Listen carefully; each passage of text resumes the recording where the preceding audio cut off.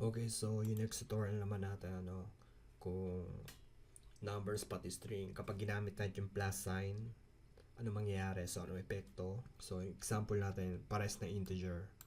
So ito straightforward to na example. So ang lalabas dito syempre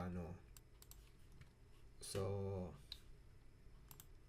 ang straightforward na lalabas syempre 130.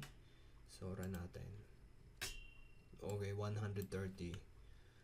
So kapag pares ng value ginamit nyo yung plus, syempre ipa-plus nyo yung paano naman kapag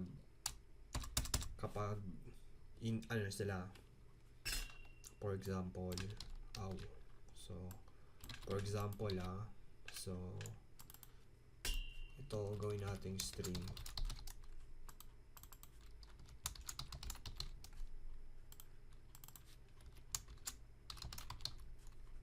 So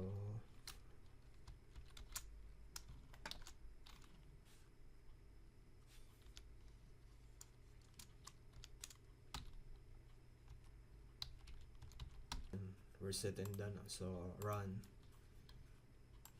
Okay, so kailangan natin ng break, copy,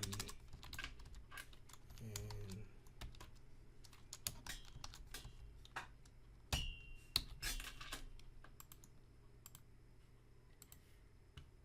okay, so ayan. Okay, so example natin yung string, kapag kung concatenate, alam na natin to, di ba? Kapag number naman ipa-plus, so ayun ang pinagkaiba nila pag ginamit natin yung plus na operator. So ayun, doon na tayo sa next natin tutorial.